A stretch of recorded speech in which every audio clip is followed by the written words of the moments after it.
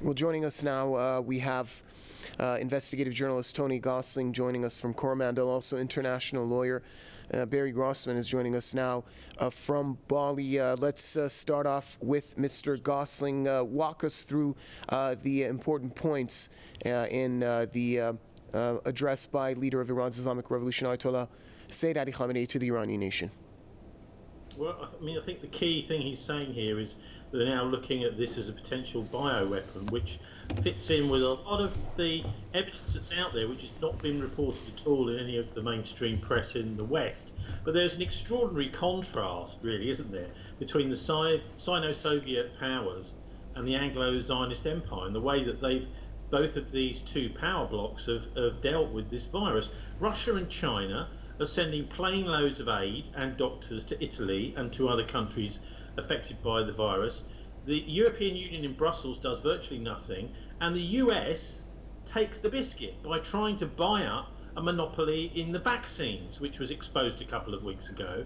So I think anybody that's really scrutinising this without just trusting to the Western press is seeing an enormous difference in the attitudes of these two world power blocks. Also, of course, the background to all of this is a US-China trade war that's been going on.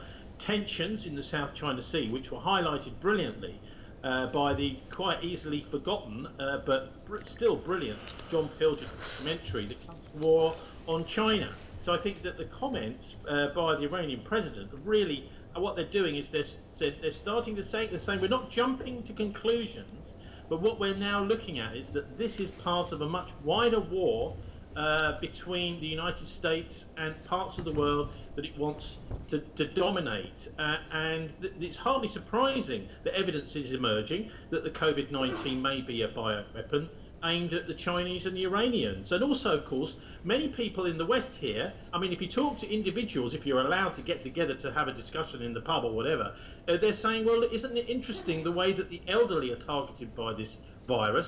The government has been complaining about the elderly people living too long for a long time. So that, in that way, it's quite convenient. But of course, this virus also does seem to be aimed at the world economy. You know, we heard today from Mark Carney, the governor of the Bank of England, still just about looking at bringing in a global digital money system. And the other side of it is mandatory vaccinations, potentially with Big Pharma being very happy about that. There's already talk about that at the moment, about vaccinating people in a mandatory way. And of course, only in free societies, vaccinations and all medical treatment takes place only with informed consent. And they're now talking about legislating against that. In fact, in Germany, it's already begun to be mandated.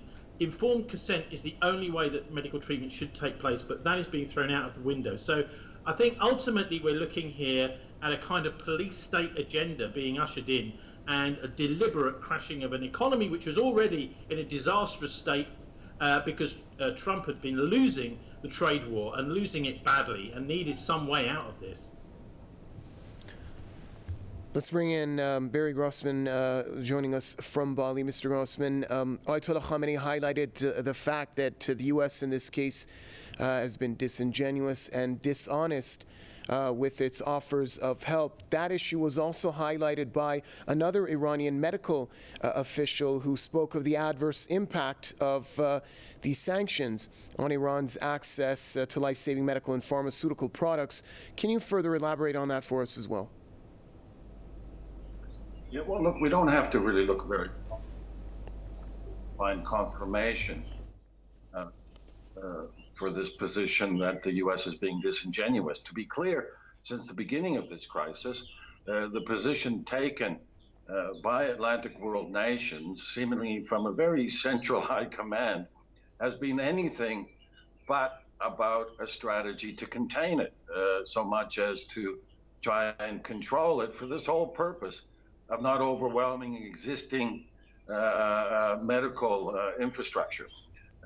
So that lends some credence to claims that the Atlantic world establishment decided from the start not to do very much about this. And of course, that has played out very visibly with largely the failure to introduce comprehensive testing which is very problematic. But coming back to the main point, I think it goes without saying that a nation in the position of Iran, which has really for decades been subjected to ever increasing efforts at destabilization, it would be foolish to take at face value any so-called offers, disingenuous or otherwise, coming from its main enemy, the main actor in trying to instigate what they call regime change in Iran.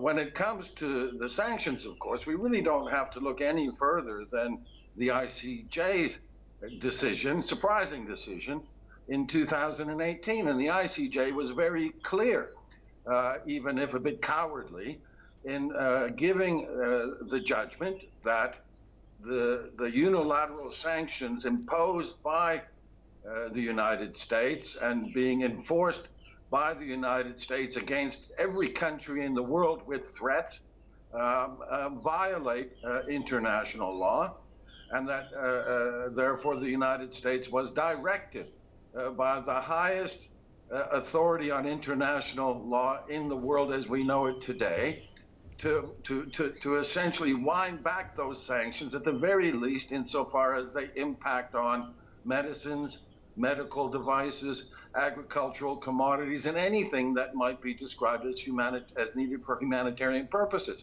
So our starting point, there's nothing particularly conspiratorial about it. The U.S. Intractable position on its face is contrary to international law. It violates the direction clearly given by the International Court of Justice. And if that's not bad enough, members of the current administration in the United States have called for the United States to double down on that and make it even more difficult as Iran tries to deal with this horrible crisis, which potentially is a threat to the lives of many, many millions of people around the world. So to echo what our colleague said a minute ago, certainly we're seeing a very clear divergence in the way governments from countries like China, on the one hand, and Atlantic world governments on the other, have been responding to this crisis. Atlantic world governments seem from the start to have been committed to essentially managing this crisis and let it sweep over populations around the world, knowing full well that different nations will have different capacities in being able to alleviate the worst effects on those parts of their populations which are in a privileged enough position to have access to proper medical care. In other words, they decided from the start that if the worst plays out, to treat this as something of a deliberate cull, if you like, while at the same time obviously taking very quick moves to in effect weaponize the fallout for the usual economic and ideological reasons. All right, thanks a lot to both our guests, investigative journalist Tony Gosling and also international lawyer Barry Rossman. Thank you for your comments, gentlemen.